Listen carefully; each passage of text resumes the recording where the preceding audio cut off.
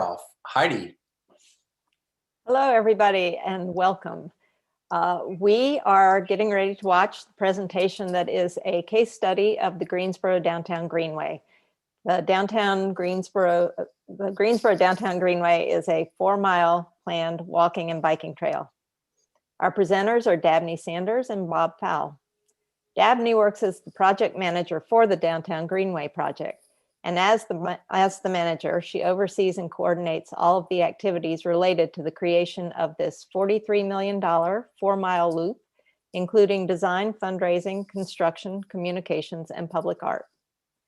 Bob Powell is associate professor in the architectural engineering program at NC State University. He teaches aspects of architectural design and building, and is a longtime advocate and practitioner of sustainable development, consulting with neighborhoods, using participatory design methods to identify effective use of green technologies. And I will now turn the program over to Dabney. Great. Well, thank you so much, Heidi. Bob and I are really happy to be here to share our story about the Downtown Greenway, and particularly how we have engaged the community in inclusive and equitable ways. And I do have a PowerPoint so you can see some visuals that I'm going to share now.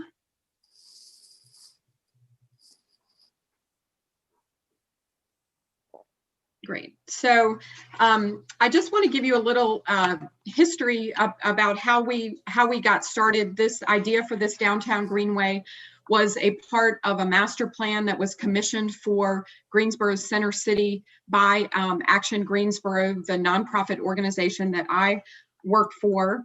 And the idea was to create this 4-mile loop. We have a standard of a 12-foot wide path. It has lots of site furnishings, including benches and bike racks and signage. We have a really robust program of public art that we also have along the Greenway, and you'll be seeing some of that a little bit later in the presentation. But the idea was to create this 4-mile loop here that would not only define our center city, but also would expand the perceived footprint of that center city, really encouraging infill development along these outer edges where we tended to see lots of surface parking lots, empty land, places that were ripe for development. It also was intended to serve as the central hub of our entire trails and greenway system, and you can see that on the map here. All of these both planned and existing trails that are emanating out from here, including these signed bicycle routes that you see here in yellow.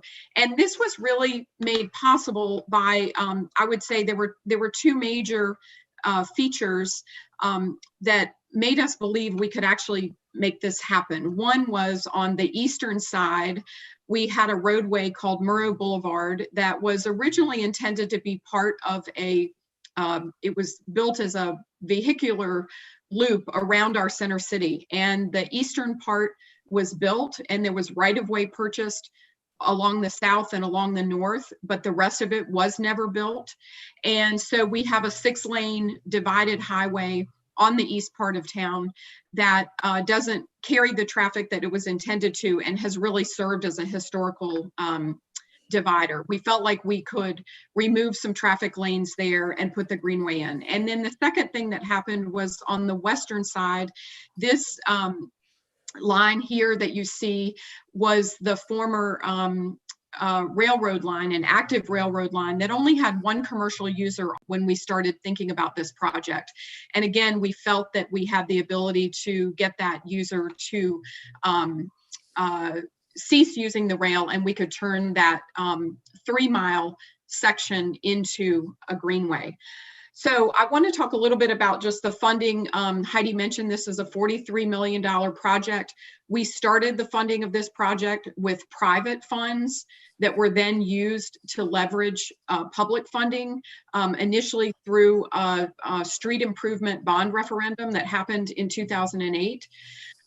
We then used that public funding to leverage additional private funding, and also the city used that local funding to leverage state and federal transportation funding. So to date, we've raised $12.5 million from the private sector for this project, and we've raised $30.3 million in committed public funding for the project. To date, we have 3 quarters of the Greenway completed. This entire southern section, this eastern section here along Murrow that goes up this way is literally going to be completed the end of this month. So that's super exciting. And then that just leaves our final mile along the railroad corridor, which we have 100% plans for and are anticipating putting that out to bid just after the first of the year. One of the reasons that Action Greensboro was particularly interested in this project for Greensboro was because of what we thought would happen from an economic development standpoint. And to date, we have seen over $502 million in private economic development that has come because of the Greenway's location here. And of course, we are seeing new developments come each year, and we anticipate that number to grow significantly. You can see lots of economic development along the southern corridor, some along the east, and quite a bit in this northern corridor. So, and actually, let me go back a minute. I wanted to point out in specific a couple of the neighborhoods that we're going to be talking about. The Warnersville neighborhood, which Bob is going to talk about his work with us on, that is in this sort of southwestern corner that you see here.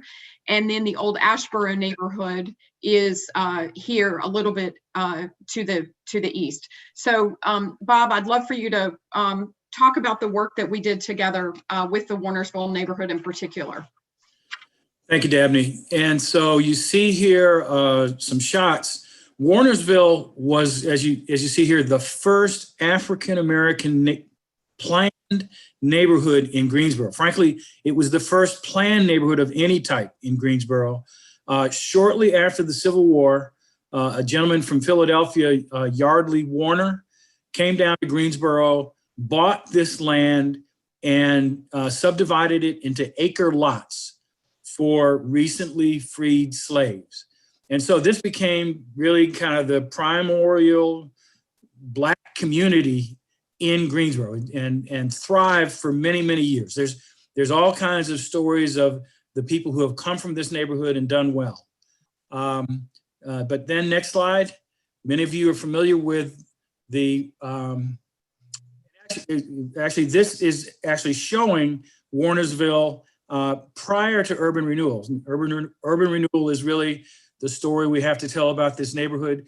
And so you see the area just in the center of the photograph that has all the trees and houses and really quite a lovely neighborhood. Again, very substantial in terms of the community of Greensboro. So then next slide.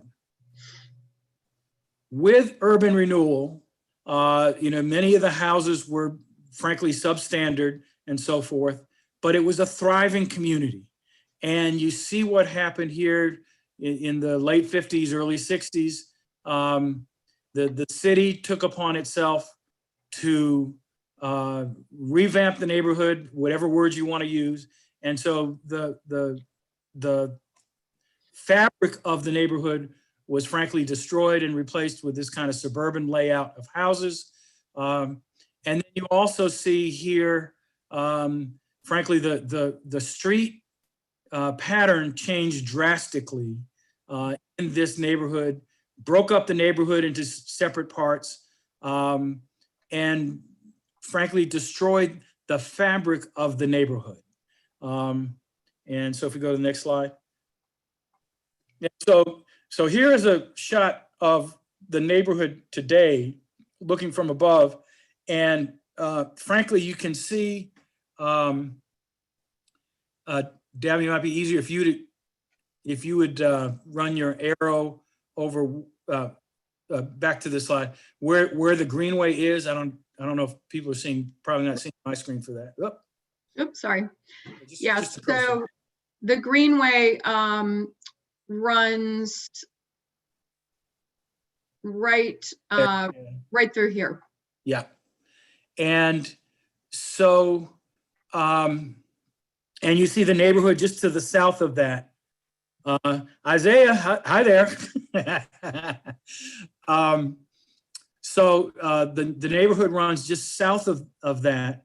And so at the time that the Greenway was being planned, it was kind of a critical time for the neighborhood. The neighborhood was very distrustful of the city in general. There was a university that was actually trying to expand out into the neighborhood, build a soccer field, and kind of encroach on the neighborhood. So they were feeling very wary of anybody coming in and planning anything in their neighborhood. So that was frankly the purpose that the Action Greensboro folks from Dabney invited myself and a couple other community design guys to come in and hold a series of workshops with the neighborhood. And so from the Action Greensboro standpoint, our job was to facilitate discussions and come up with some ideas about what the neighborhood thought about the Greenway. Frankly, we thought of ourselves as having two clients, the Action Greensboro folks, as well as the neighborhood. And so frankly, the first questions we wanted to ask the neighborhood is, independent of the Greenway, what are your hopes and dreams for the neighborhood? That before we can talk about how we connect with what's happening in the outside world, let's just talk about Warnersville and your feelings about where it's been and where it's going. So we held 3 conversations. This is actually the summary of the first conversation, which was looking backwards. Just talk to us about the history of Warnersville. And you see here the process that we use. We ask each individual to give us some of their specific ideas of what they recognize in the neighborhood. And then we cluster those together in themes so that there became a shared understanding of the neighborhood. And so you see here, the general themes were around churches, recreation and community, economic development and business, legacy and heritage, and schools. And so that was really the feeling of the neighborhood. And aside would be that each of these sessions that we had, frankly, there was a lot of, as I said, distrust of the folks. Who are these folks coming in to talk to us about our neighborhood? But as they were able to express themselves and put their feelings out on the table, at the end of every meeting, frankly, there was kind of a coming together. And then we had the second meeting. Dabney, if you move to the next slide. So the second meeting says, well, how do we look forward, given our past? What are we looking for, again, for the neighborhood? Let's not talk about the Greenway yet. Just what do we want for our neighborhood? And we had the same dynamic of people who hadn't been to the first meeting, came in wary, didn't know kind of what the intent was here. But again, by the end of the meeting, there really got to be a shared understanding of what we in the neighborhood want. And so same process, get individual thoughts, pull them together into a shared understanding. And so the 5 themes here came out to be home sweet home, progressive modernization, creative and informative future for our children, unity in the community, magnificent, significant, illustrious history, and safe and sound. And you can read for yourselves kind of the bullet points that define that for everybody. The power of this process, though, is when the people leave, everybody, it's not a matter of getting people to agree to something. They own it. Everybody created this together. And so moving forward, again, there was this unified vision of what could happen.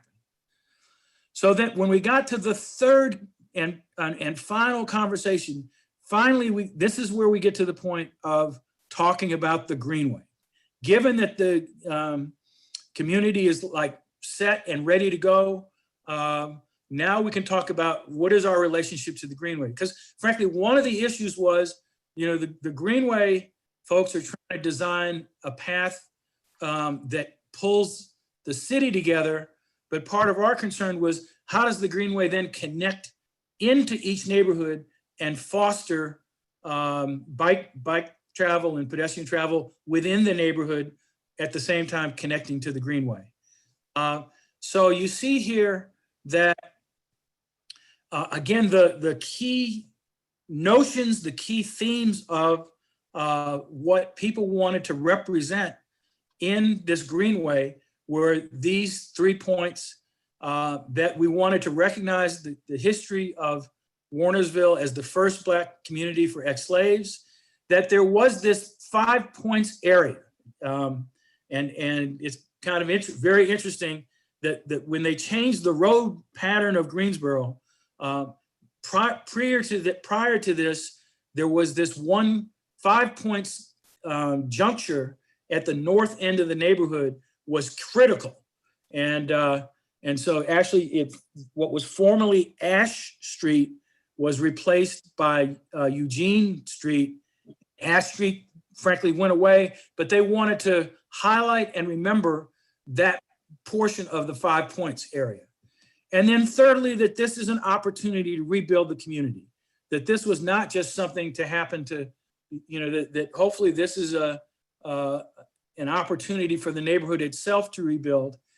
And frankly, one of the things one of the products that came out of this, beyond what happened with the Greenway, is that there was dissension within the neighborhood between different groups of leadership. Again, there was this distrust of the outside. There were younger people in the neighborhood wanting to do things. And frankly, this discussion kind of fostered some communication amongst those different groups to help the community rebuild. Next slide. I think we're transitioning back to Dabney here, but I guess part of what happened then, these 5 truths were the vision statement that came out of the neighborhood, that whatever happens, we want to highlight triumph, faith, strength, hope, and endurance.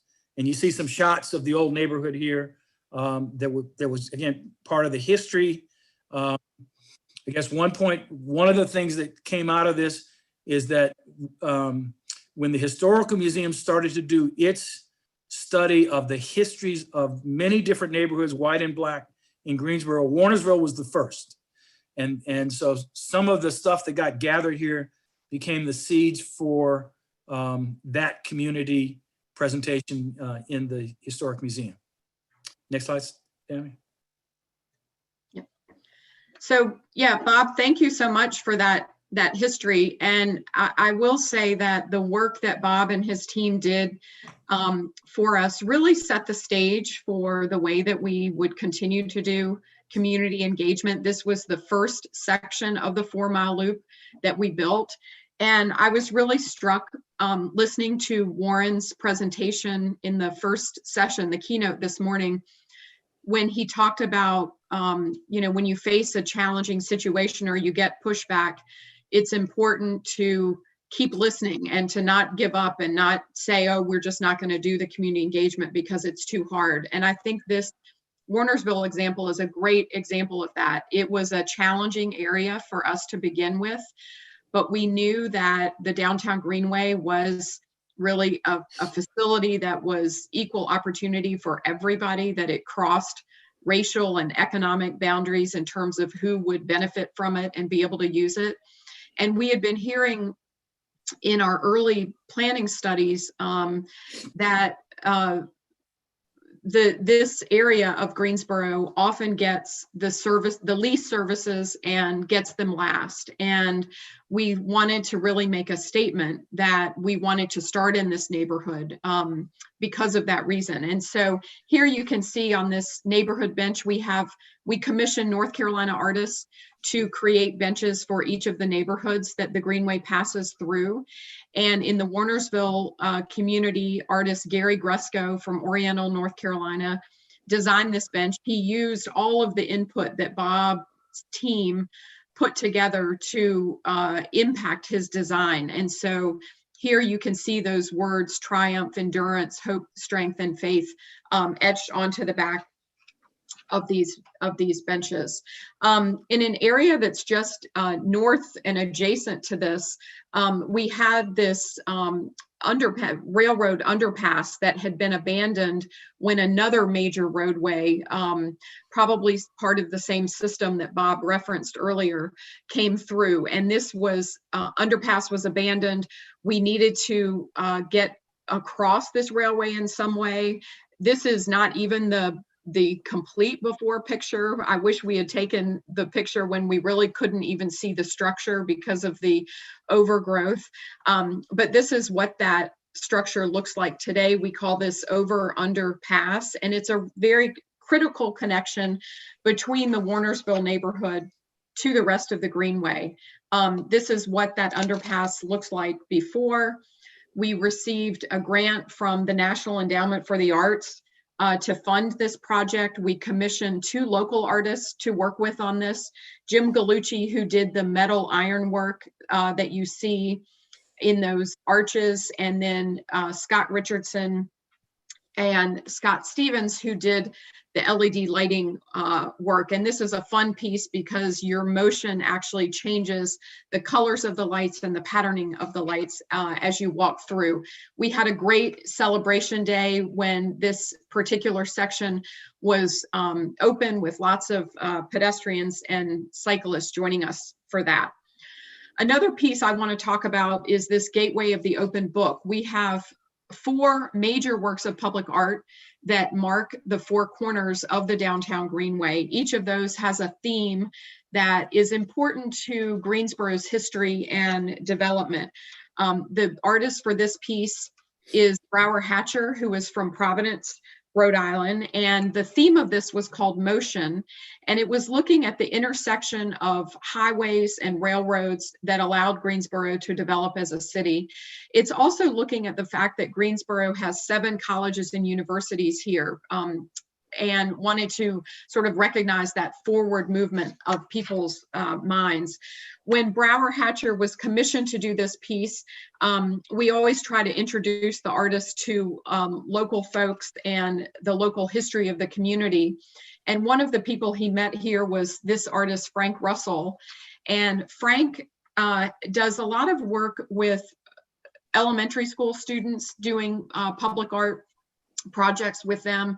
So Brower formed a partnership with Frank, and he worked with students from the Warnersville neighborhood. And you can see some of those students here in Frank Russell's studio, just getting a sense of what public art is and can be, and to talk to Frank as a living artist. Frank then invited the students to draw their ideas of what they thought of when they thought of this theme of motion. And you can see a couple of them here drawing. Peter on the right drew this bird that he thought of with motion. And then Frank took those drawings and interpreted those into actual small sculptures. Frank often works with recycled parts. In this case, he used old North Carolina license plates for those birds. He then embedded those sculptures into Brower's sculpture. And then you can see it here as it looks today. There are about 25 of those small sculptures, all of those created from drawings that the kids in the Warnersville neighborhood drew on what they thought the theme of motion meant to them. So again, on our opening day, it was wonderful to have Brower, who you see here on the right, Frank Russell in the middle, and then Peter, who was one of those students from the neighborhood. And it really gave the neighborhood a sense of ownership. Bob talked about the importance of the neighborhood really feeling like they were an integral part of the process. And for us introducing this new facility and new public art into the community that had honestly not had a lot of that, or maybe any of that in the past, it was a great way to engage the neighborhood and get them excited about having been a real part of making this happen. So we're going to transition to another neighborhood, the old Ashboro neighborhood, and Bob also helped us with this. So Bob, would you talk a little bit about your work with Van Dorn? Great. So This is actually working in the old Ashboro neighborhood. Dabney showed it's really the neighborhood adjacent to Warnersville. And so as the Greenway goes around the community, part of the goal here is to have each neighborhood plug in and connect with the Greenway with some piece. And so you see here, this is a piece. And so what happened here is Van Dorn is actually grew up in this neighborhood and has been a fixture here in Greensboro for many years. Frankly, he lives in Durham now, but he's still, I would consider calling Greensboro home. And so he was hired to be the artist, but we wanted to have the same conversation with the old Ashboro neighborhood that we'd had with Warnersville. The dynamic, frankly, each neighborhood is its own piece. And so this has frankly been a long-standing neighborhood organization, but at the same, to our mind, it was really the same process. Before we talk about the Greenway, let's talk about what the neighborhood wants for itself. And so we had that same kind of discussion. And so you see here, this is actually the piece that Van Dorn designed for the Greenway. There's actually two of these representing two of the mothers of the neighborhood, and two hands that represent kind of a clasping. But it is also the case that there were other art projects and other developments that the neighborhood started to look at within the neighborhood. And so how does the Greenway connect to the overall development and design and furtherance of what the neighborhood folks want? And I'll also add that in this particular case, as we were talking with the residents of Old Ashboro and with their neighborhood association, they said that they actually did not want a bench because the neighborhood was experiencing some loitering, and asked, could we do just a piece of public art instead of a bench in this case? And so we were able to sort of, again, work with the neighborhood to create something that they wanted, they could be proud of, and yet was a part of the greater whole of that neighborhood.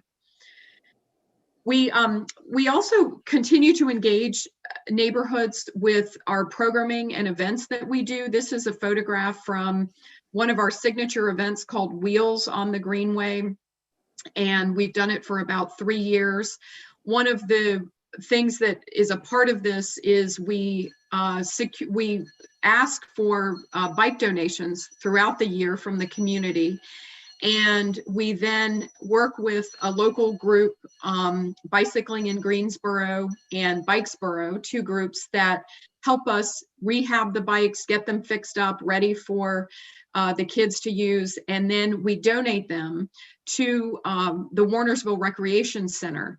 And the kids gather at Warnersville, they get their bikes. We partner with another company that provides free helmets and helmet fittings. Each of the kids gets a free helmet along with their free bike. And then they ride from the Warnersville Recreation Center along the Greenway down to Moorhead Park, which is where we typically will have a big event with live music and food, with bike rodeo and other activities sort of related to bikes. And again, it's another way that we have just been able to continue to engage the Warnersville neighborhood in an ongoing basis in feeling like this is a real integral part of their community.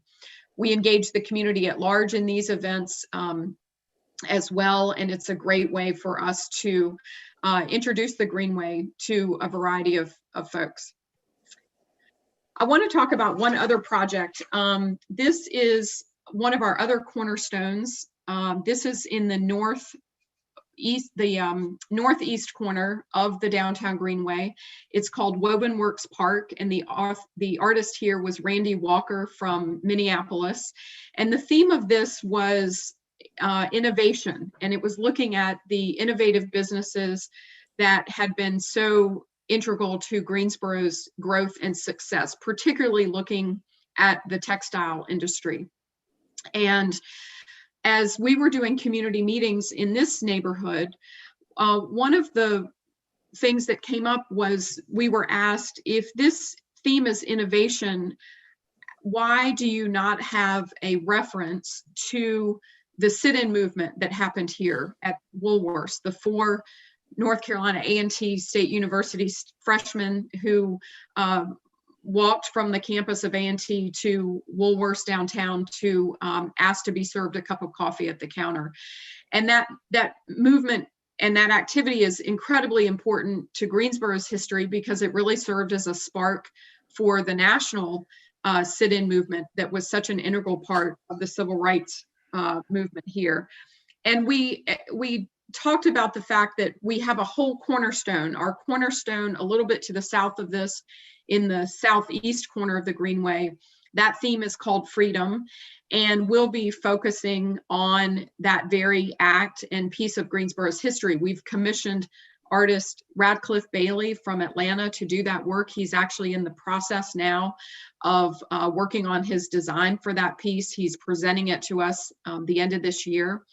But in this case, Randy Walker, the artist, was really inspired by that comment. He had visited the Civil Rights Museum here.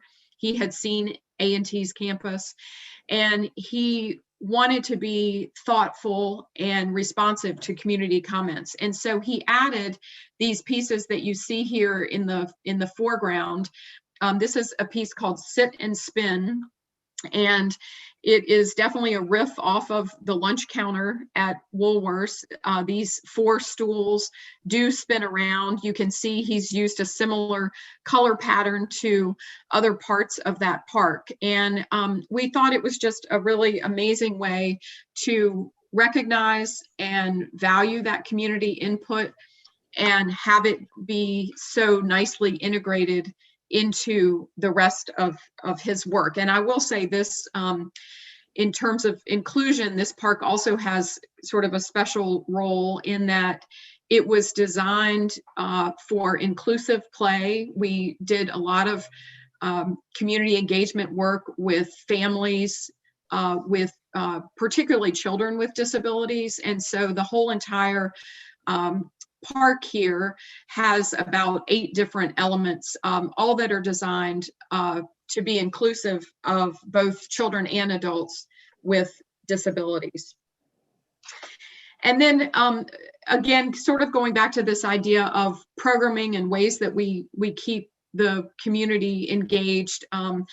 This is a work group of students from North Carolina A&T State University, as well as some from UNCG, and some of our community volunteers working as we were preparing a garden here that's a bird, bee, and butterfly pollinator garden.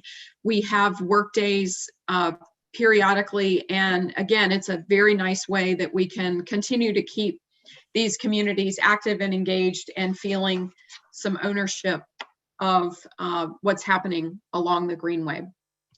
So in closing, I'll just say we are incredibly excited about how this project has come together, how it has brought the community together.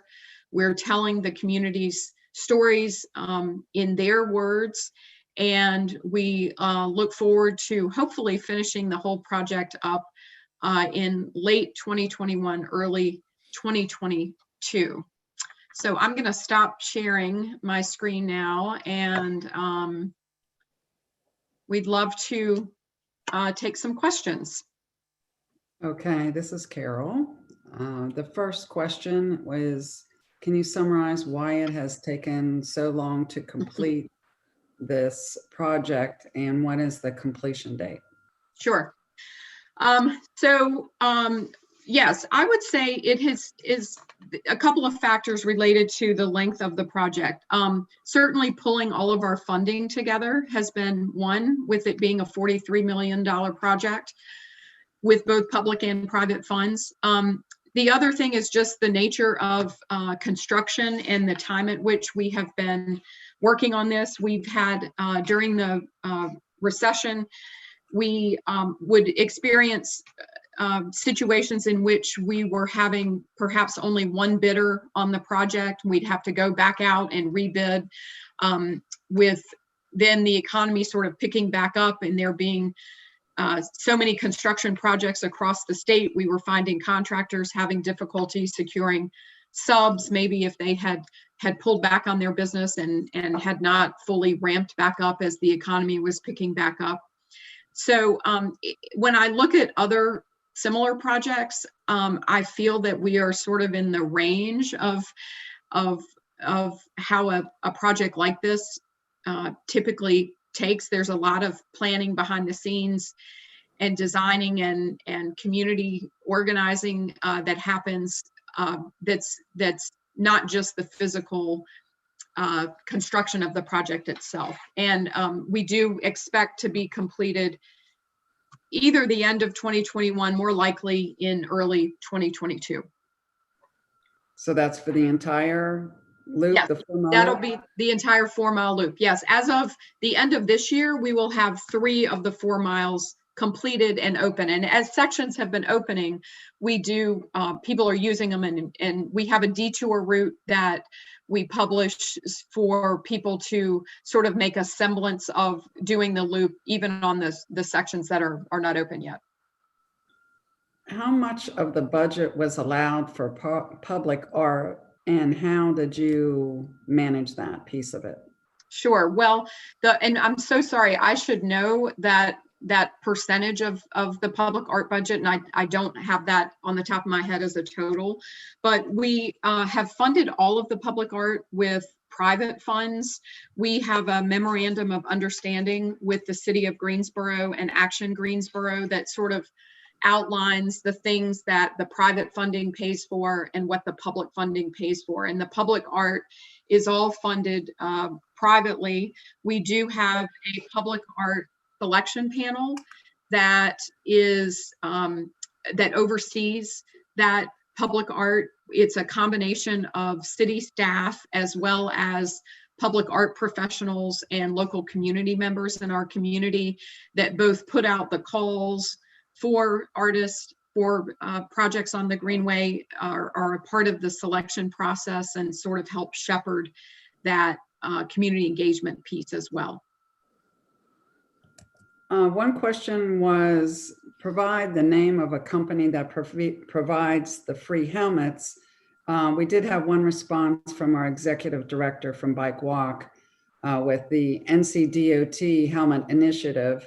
Is there other companies that do the same? We have a local law firm here called Crumley Roberts that has a big program of bicycle safety that they actually do across the state. And Crumley Roberts is the firm that we partnered with to provide the free helmets. Okay, thank you. Greensboro seems to suffer from overly wide roaditis. Are there street diets planned that will create safe feeder connection to the urban Greenway loop and crosstown pathways between sections? So I will say the biggest example, we've actually done road dieting in a number of areas where the Greenway is going along. Murrow Boulevard is the prime example of that. What had been a 6-lane divided highway, we've taken a full lane of traffic out of that and have road dieted the other 2 remaining lanes and that's on the northbound side of Murrow, which is on the east side where the Greenway is going. On the west side, opposite of where the Greenway is, the city is also road dieting there and putting in a dedicated protected bike lane.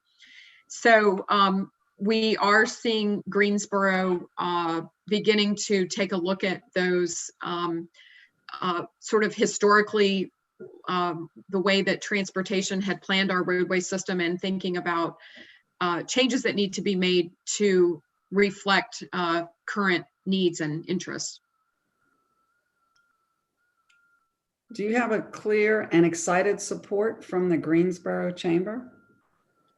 We do. Action Greensboro, which is the nonprofit organization that I work for, is actually a part of the Chamber of Commerce. We're one of their arms. So yes, they are a very strong supporter of the downtown Greenway.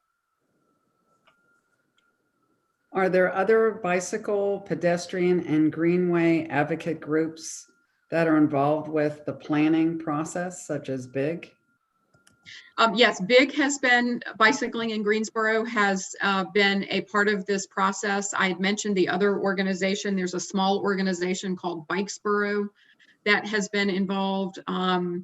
We certainly, the city has a bicycle and pedestrian advisory committee, and we do a lot of public engagement sort of across the community, and so we see a lot of individual bicycle, pedestrian, and greenway advocates who come to the table as well.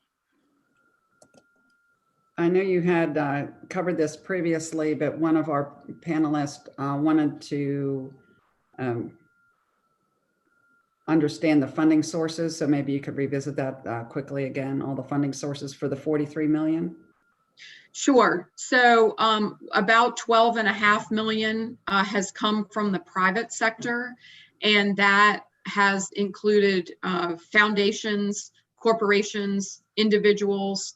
We've done a major gifts campaign to raise that funding from the private sector. And then the public sector, we've received funding from 2 different bond referendums here in Greensboro, local referendums. One was in 2008.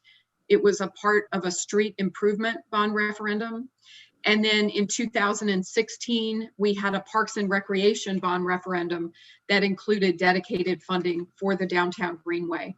And then in addition to that, in a very significant way, the city of Greensboro has used their local funding through that bond funding to then leverage funding both from NCDOT, which has been very supportive of this project, as well as leveraging federal funding as well. And that funding is totaling, all of that public funding, including the local, state, and federal, is a little north of $30 million.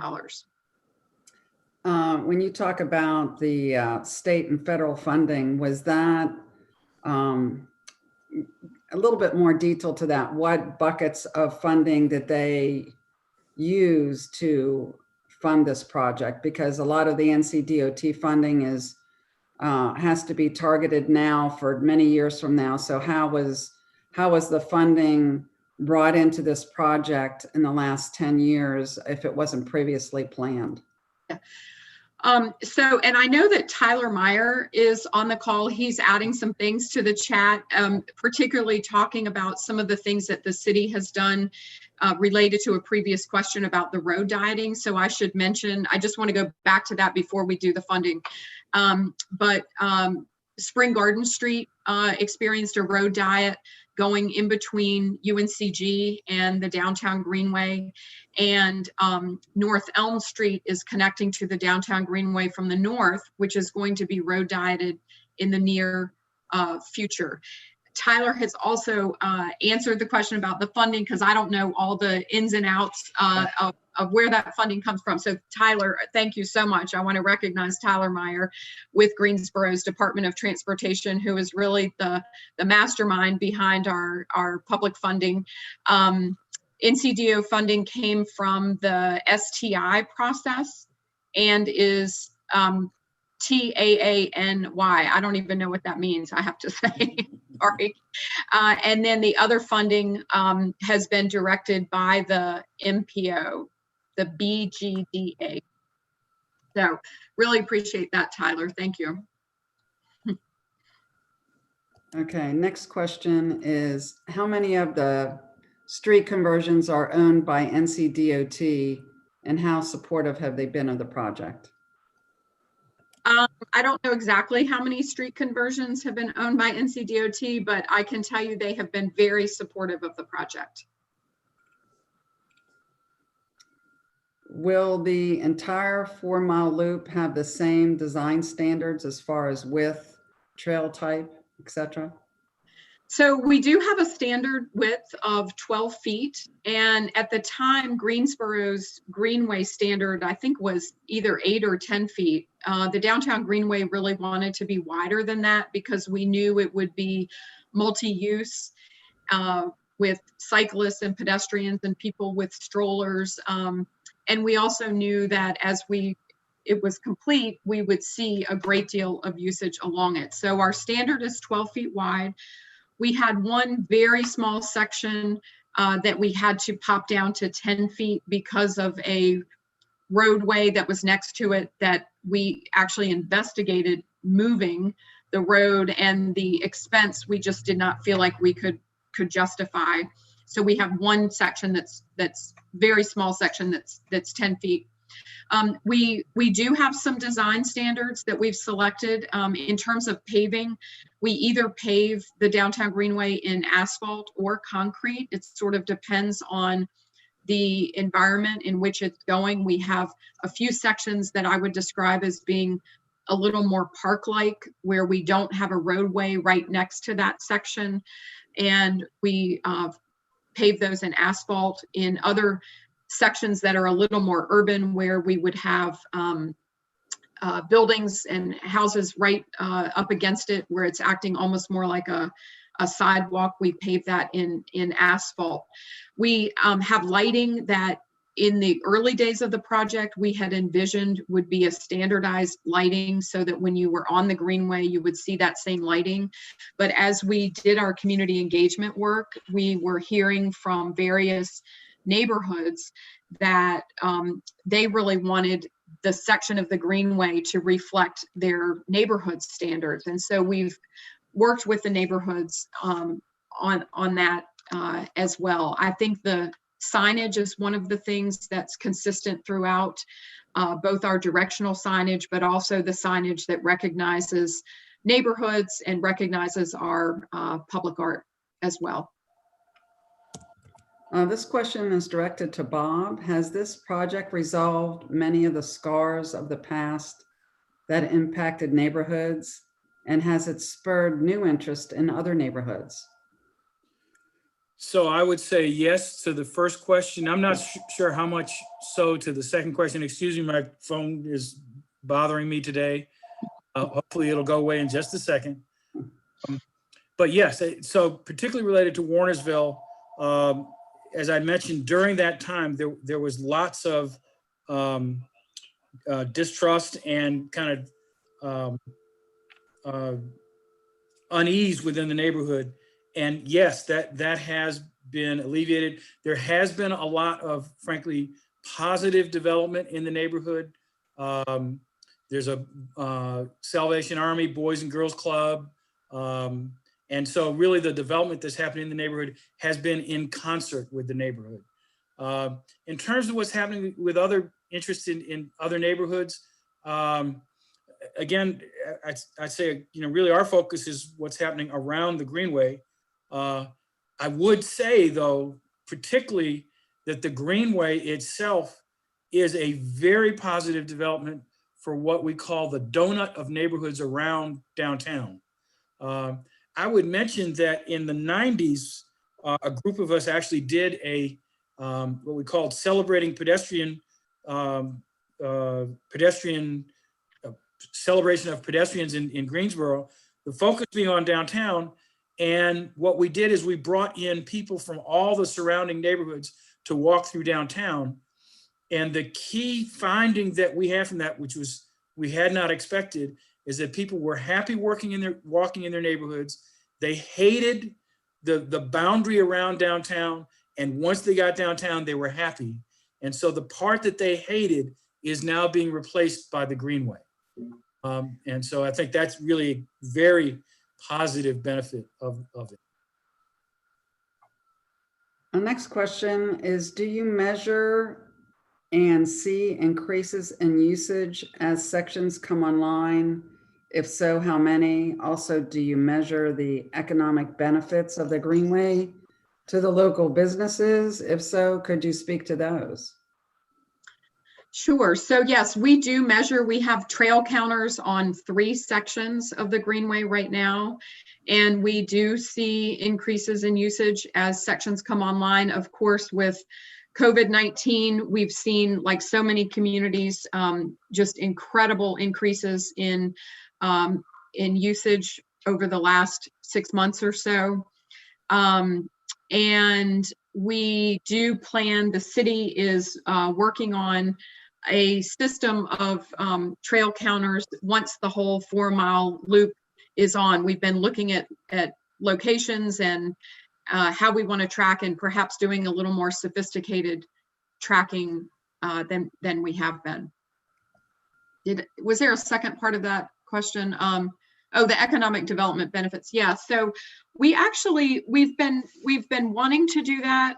We do not have specific numbers for that. We've been tracking the economic development that has come to the area because of the Greenway, but we actually haven't been tracking the impact on existing local businesses. And I think that's really important. We have been hoping to partner with the Bryan School of Business here at UNCG and get them to help us do a study of that. And we just haven't pulled that together yet, but plan to in the future. Thank you. Next question. Does Greensboro have a bike share or scooter share? How has that contributed to Greenway use, and what has been done to increase access to those shares in lower income neighborhoods? So yes, Greensboro did have a bike share. Lime Bike was the first bike share to come here, and the Downtown Greenway actually worked really, really closely with Lime Bike in the beginning, in the planning stages of them coming here. Once they introduced the scooters, they pulled the bikes out of the share program. So now we only have scooters here, which I have to say, from the Downtown Greenway perspective, we're disappointed in, because there's a lot of interest in the bike share, even though it doesn't make the same kind of money for the company that the scooters do. It was providing a valuable community service.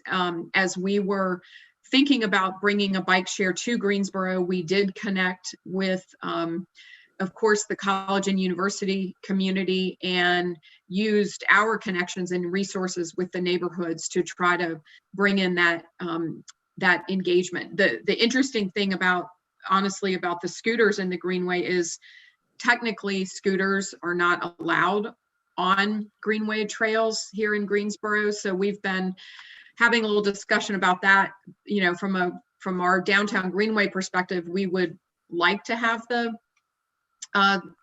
scooters on the Greenway, just because, again, it gives people more opportunities to use it. But of course, there are, safety concerns that we understand need to be taken into account. The city, I believe, is investigating putting out to bid contracts for other companies to bid on having a bike share here. I think their agreement with Lime might be coming to an end, and we hope that bike share will come back to Greensboro with that new agreement. Earlier, Warren implied that housing security goes a long way towards addressing concerns around transportation improvements, stimulating gentrification. Is there work being done to increase affordable housing along the corridor? I would say that that's not work that we personally are doing as a part of the Greenway project, but there are several areas owned by the city's redevelopment commission that the city is actively working on attracting development interest there, and those do all have affordable housing components as a part of that plan. Follow up to counters. Are they part of the state's effort to aggregate those counters? Have you seen an increase since COVID? We've definitely seen an increase in usage since COVID. Right now, I don't believe that our counters are a part of being aggregated at the state level, but I think that's what the city would like to shoot for as we get the whole 4 miles open and we look at these new counters. Okay, just two more quick questions. Is GDOT or the city considering bringing back the bike share program? So yes, as they are talking about putting the share program back out to bid to companies, they are requesting that bike share be a part of that proposal. You've addressed funding for building. How do you manage funding for ongoing maintenance? Great, that's a great question. I should have mentioned that when I was talking about the funding.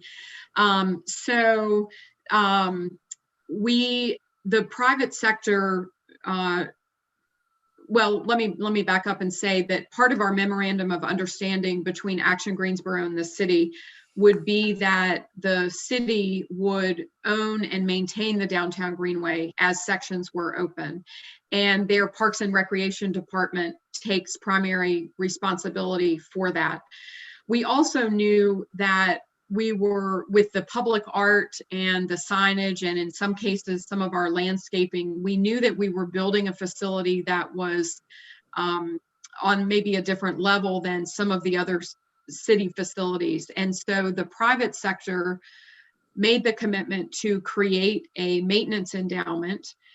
We also committed to fund that privately. So we funded $1 million in private funding to go towards this maintenance endowment. It is housed at our local community foundation, the Community Foundation of Greater Greensboro.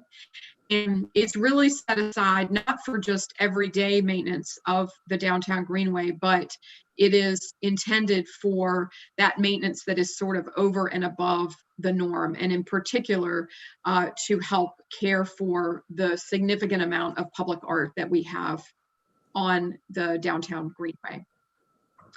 And I'll just also add, I'm seeing from Tyler again, thanks to Tyler for answering the question about the micromobility program. And Tyler is telling us that the city of Greensboro recently received proposals under an RFP for a new micromobility program. Incentives are provided to include e-bikes. Also, the City Council of Greensboro recently modified ordinances to regulate e-scooters and other micromobility vehicles consistent with how bicycles are regulated. These vehicles can now legally use sidewalks and greenways as well. Great, I didn't even know that, so good to know. Okay, thank you. That concludes our presentation. Thank you so much, Dabney Sanders and Bob Powell. A very inspiring project that is well underway and looks like it's going to be completed in the near future. And thank you for the attendees that attended today. We appreciate it. Thank you. Great. Thanks, Carol. Thanks for having us. Yep, thanks, Bob. Thank you, guys. Yep, a couple things on housekeeping. Our next section is going to be at noon. We urge everybody to join us 5 minutes prior to that, and for the session on building equitable engagement into transportation projects. Again, thanks for everybody being here, and we'll see you at noon. Thank you.